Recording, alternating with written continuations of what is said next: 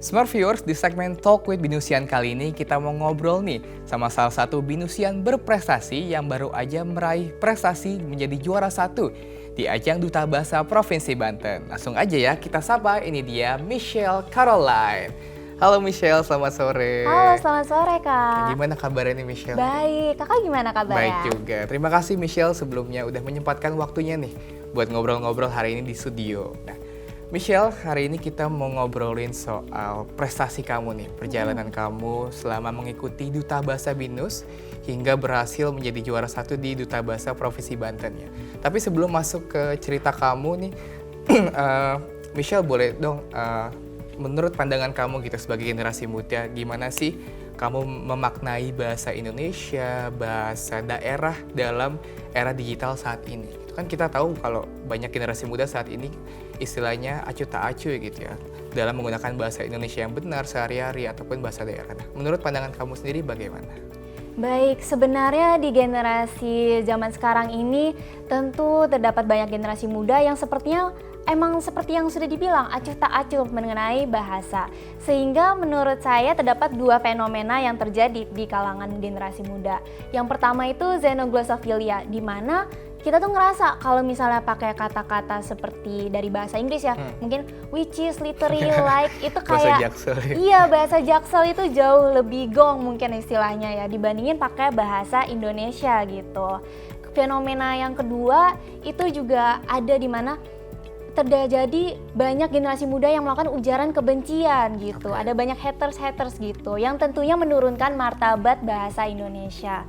Sehingga sebagai generasi muda, aku juga ingin nih mengimbau kepada teman-teman, mari kita gunakan bahasa Indonesia yang baik sesuai dengan konteksnya. Kalau kita mau bersenda gurau nih, mau bercanda-bercanda gitu pakai bahasa campur kode atau mungkin digabungkan dengan bahasa Inggris itu sebenarnya nggak apa-apa. Akan tapi kita harus juga mengenal situasi dan juga konteks di mana itu bisa digunakan. Selain itu, aku juga ingin mengajak teman-teman sekalian untuk menggunakan bahasa Indonesia yang benar juga sesuai dengan ejaan dan juga kaidah yang berlaku, begitu. Oke, nah Michelle, sekarang kita masuk nih ke cerita kamu nih. Boleh ceritain dulu dong gimana sih awalnya kamu bisa tertarik untuk ikut ajang Duta Bahasa? Berarti Duta Bahasa BINUS dulu ya gitu sebelum ke provinsi. Nah, gimana ceritanya kamu bisa mau nih ikut Duta Bahasa BINUS? Sebenarnya saat itu karena terjadi ketidaksengajaan begitu. Nggak sengaja, ya. Betul. Aku saat itu diajak oleh dosen aku, kebetulan dosen bahasa Indonesia aku melihat kalau misalnya saat presentasi mungkin bicara publik aku lumayan bagus dan juga menyarankan aku untuk daftar aja deh buat jadi Duta Bahasa BINUS begitu. Saat itu aku sebenarnya kurang percaya diri ya dengan kemampuan aku ngerasa masih kurang banget. Tetapi melihat lagi aku masih semester 1, aku juga masih belum banyak pengalamannya. Jadi mungkin melalui pengalaman menjadi Duta Bahasa BINUS, aku bisa lebih berkembang lagi. Dan singkat cerita, aku masuk menjadi salah satu dari 16 finalis Duta Bahasa BINUS yang kemudian melanjutkan juga ke ajang tingkat provinsi begitu. Wah, berarti awalnya karena gabut doang ya gitu ya. Betul. Kosong, masih semester 1, terus dosen melihat potensi kamu nih, public speaking kamu bagus, nah makanya disuruh ikut begitu. Iya, tahu-tahu berhadiah ya. Masuk finalis ya. Betul. Nah, kan kamu udah terpilih nih sebagai finalis Duta Bahasa BINUS. Nah, bagaimana sih proses pendampingan dan juga pelatihan yang kamu jalanin hingga akhirnya kamu tuh berhasil meraih juara 1 di Provinsi Banten? Nah, mungkin boleh. Boleh banget. Jadi sebenarnya untuk pelatihan yang paling krusial menurut aku itu sebenarnya pembekalan dan juga materi yang diberikan saat menjadi Duta Bahasa BINUS. Karena memang kegiatan dari CBDC ini dirancang agar semirip mungkin dengan ajang pemilihan Duta Bahasa di tingkat provinsi. Sehingga melalui pengajaran dan juga materi yang diberikan oleh dosen-dosen itu menurut aku sangat bermanfaat ketika aku melanjutkan ke ajang provinsi. Tetapi selain itu aku juga ingin berterima kasih banyak nih kepada dosen-dosen terutama Bu Rahmi dan juga Bu Livia yang telah menyempatkan waktu mereka yang aku tahu pasti mereka sangat sibuk ya sebagai dosen, tetapi mereka masih mau nih mengajarkan dan juga membimbing kita bagaimana sih cara membuat karya tulis yang benar, bagaimana sih teknik bicara publik itu. Jadi aku sangat bersyukur memiliki dosen seperti mereka begitu. Oke, nah selama kamu preparation dari Duta Bahasa BINUS lalu ke Duta Bahasa Provinsi Banten, nah ada nggak sih momen tertentu yang buat kamu tuh bangga banget gitu atau mungkin terharu sepanjang perjalanan ini? Sebenarnya aku juga tidak berekspektasi ya akan menang terbaik satu duta bahasa di tingkat provinsi. Karena ketika aku masuk nih dan aku melihat begitu banyak kompetitor lain yang lebih lah dari segala aspek. Mereka udah matang banget dalam persiapan. Sedangkan aku baru semester 2 yang istilahnya mungkin wawasannya belum ada apa-apanya dibandingkan Belum ada mereka. experience gitu ya. Betul, tetapi melalui pendampingan dan juga pelatihan dari kakak tingkat dan juga dari dosen-dosen, itu aku ternyata bisa loh untuk meraih penghargaan yang menurut aku itu sangat luar biasa gitu. Oke, nah tadi kan momen tertentu ya yang buat kamu haru, yang buat kamu bangga gitu. Awalnya nggak pernah menyangka gitu, yang awalnya iseng-iseng doang ikut, akhirnya bisa lanjut masuk finalis sampai juara 1 di Provinsi Banten. Nah, ada nggak sih tantangan yang paling terberat gitu selama kamu mengikuti ajang duta bahasa ini? Boleh, aku boleh tanya nggak kakak? Kakak Boleh itu dong. bisa bahasa daerah apa nih? Kalau boleh Aku tahu. jujur bisa bahasa Jawa sedikit. Aslinya dari Bali, cuman karena lahir di Jakarta jadi nggak ngerti bahasa Bali, tapi bisa bahasa Jawa sedikit. Nah, kakak berarti luar biasa banget sih, itu lumayan banyak bahasa daerah yang diketahui dan juga dikuasai dikit-dikit. Nah, aku sebagai anak dan juga mahasiswa yang tumbuh besar di perkotaan dan jarang terpapar dengan bahasa daerah, itu harus mempelajari bahasa daerah sebagai salah satu syarat untuk daftar sebagai duta bahasa, terutama di tingkat provinsi. Jadi dari 5 bahasa daerah di Provinsi Banten, aku minimal banget nih harus menguasai 1 gitu. Jadi itu lumayan tantangan bagaimana caranya dalam kurun 2 bulan kurang 2 bulan gitu. doang. Aku harus istilahnya bisa untuk berbahasa dan juga bercakap sehari-hari menggunakan bahasa daerah. Waktu itu aku pilihnya Melayu Betawi karena waktu itu teman-teman aku juga ada yang bisa di dikit-dikit gitu. Dan aku juga suruh mereka untuk mengajarkan aku sehingga akhirnya aku perlahan-lahan bisa begitu. Itu sih salah satu tantangan yang aku ketemu tetapi bisa tangani dengan baik begitu. Oke, berarti Michelle ini belajar dari nol juga ya gitu ya? Betul. Bukan dari lahir langsung bisa bahasa daerah di Banten, tapi belajar dari awal Melayu Betawi tadi. Iya, betul sekali. Oke, Michelle boleh dong mungkin sedikit nih kasih percakapan dalam bahasa Melayu Betawi ke Smart Viewers. Mungkin perkenalan diri dalam bahasa Melayu Betawi boleh. Wow, oke.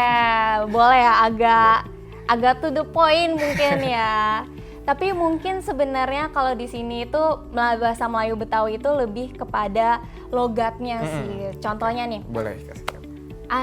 nama Ane itu Michelle Caroline. Pagi ini Ane nyarap sereal sama susu gitu. Jadi kayak lebih kepada mungkin logat dan juga Logat ya. beberapa kosakatanya sih begitu. Oke, logatnya agak nyablak ya, khas Iya, Betawi nyablak banget. Oke, nah tadi kan udah ngomongin soal tantangan Michelle selama mengikuti ajang duta bahasa dari awalnya belajar dari nol bahasa Melayu Betawi, dan sekarang kan kamu udah berhasil di tingkat Provinsi Banten dan kamu bersiap untuk menuju nasional gitu. Nggak hanya mewakili Provinsi Banten tapi juga mewakili BINUS gitu. Nah, boleh dong ceritain Michelle apa aja sih bentuk persiapan yang kamu lakukan dan juga bagaimana kamu memaknai transisi kan dari regional, dari BINUS doang, tingkat kampus, ke provinsi hingga nanti ke nasional gitu. Betul, oke. Sebenarnya kalau misalnya ikut ajang di tingkat provinsi itu kan hanya membawa nama diri kita sendiri ataupun mungkin nama dari universitas. Akan tetapi kalau misalnya udah masuk ke tingkat nasional, artinya saya sebagai duta bahasa Provinsi Banten harus dapat merepresentasikan Provinsi Banten itu dengan baik.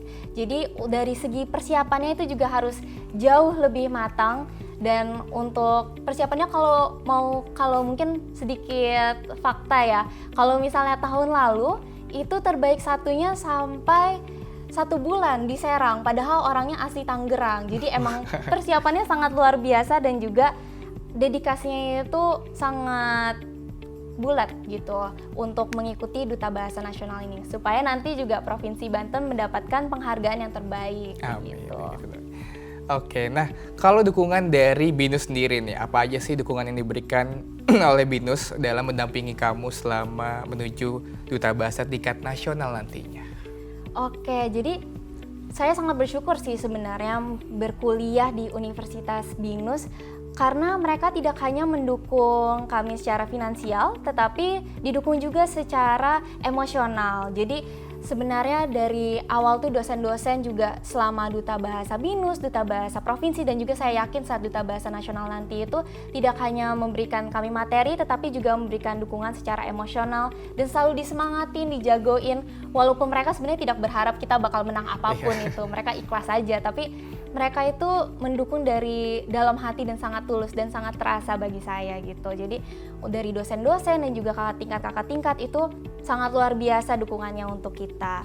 Selain itu dari BINUS sendiri menurut saya sangat luar biasa bagaimana mereka mengerti kegiatan luar yang mungkin kita miliki. Karena kalau misalnya Duta Bahasa Nasional ini kan akan diadakan di bulan September, bulan bahasa. Sedangkan kita itu udah masuk kuliah begitu kan. Jadi dan acaranya itu sampai 1 minggu, tetapi BINUS itu rela untuk memberikan dispensasi yang mungkin kelihatan kecil tetapi tidak semua universitas bisa gitu. Selain itu mungkin untuk terakhir sangat bersyukur karena mereka juga mendukung secara finansial, karena Duta Bahasa Nasional ini kan pasti ada banyak perintilan dan juga anggaran yang harus dibayar begitu. Tetapi kalau dari tahun ke tahun BINUS ada kontribusi secara dari segi finansial begitu. Oke, nah tadi kan udah ceritain ya, dukungan dari BINUS dan juga persiapan kamu untuk mengikuti Duta Bahasa di tingkat nasional nantinya. Nah, sekarang Michelle, boleh dong spill dikit nih sebelum kamu nanti melaju ke tingkat nasional, ada nggak sih program unggulan gitu yang ataupun gagasan dari kamu agar istilahnya bahasa nasional dan bahasa daerah ini bisa lebih relevan nih dan juga menarik bagi generasi muda? Pertanyaan yang bagus banget. Nah sebenarnya untuk isu kebahasaan yang bakal diusung nih Provinsi Banten ke Duta Bahasa Nasional itu tidak boleh diketahui saat ini. Oke, nggak boleh masih di-spill dulu rahasia. ya. Okay. Tetapi mungkin aku bisa kasih kerangka berpikir kami dari Duta Bahasa Provinsi Banten. Jadi untuk isu kebahasaan yang kita ambil pastinya akan menjadi isu yang relevan dengan masyarakat. Contohnya pada tahun 2022 itu mereka Habib dan juga Teh Veronica, mereka itu mengusung masalah buta aksara di Desa Kohot. Dan alasan mereka mengambil isu tersebut itu adalah karena saat itu, mungkin kakak pernah dengar nih beritanya, saat itu ada oknum yang berusaha untuk mengambil tanah mereka gitu dan menyuruh mereka untuk menandatangani surat perjanjian tersebut semena-mena. Sedangkan masyarakat di sana tidak tahu bagaimana cara menulis, identitas diri mereka sendiri pun mereka tidak tahu. Jadi mereka itu datang sebagai garda pertama untuk mengajarkan kepada mereka bagaimana cara menulis, membaca untuk dewasa dan juga anak-anak. Jadi yang bisa diambil dari cerita ini adalah isu kebahasaan yang bakal diambil tahun ini pastinya akan relevan dengan masyarakat dan merupakan suatu masalah yang sangat urgen juga, karena tentunya kita ingin memiliki nilai relevansi kepada masyarakat, bukan hanya sebagai menara gading tetapi juga menjadi perubahan yang positif di masyarakat. Oke, baik Michelle. Terakhir Michelle mungkin boleh dong kasih pesan singkat nih kan sebagai representasi Provinsi Banten dan juga BINUSian nih. Boleh kasih pesan singkat untuk para generasi muda agar bisa lebih mencintai dan juga menjaga bahasa Indonesia dan juga bahasa daerah. Boleh banget. Jadi mungkin kalau pesan singkat dari aku adalah adi wangsa, adi bangsa. Mari kita jadikan bahasa Indonesia menjadi suatu pondasi dan juga suatu menara yang kuat supaya kita bisa menjadi bangsa yang kuat juga di kancah internasional. Begitu. Oke, nah itu dia Smart Viewers kurang lebih cerita perjalanan Michelle selama mengikuti ajang Duta Bahasa. Dan kita juga doakan ya bareng-bareng semoga Michelle nanti di Duta Bahasa Nasional sukses dan meraih prestasi lebih. Smart Viewers jangan kemana-mana dulu karena sesaat lagi kita akan masuk ke segmen selanjutnya. Jadi tetap bersama kami di Jurnal BINUSian.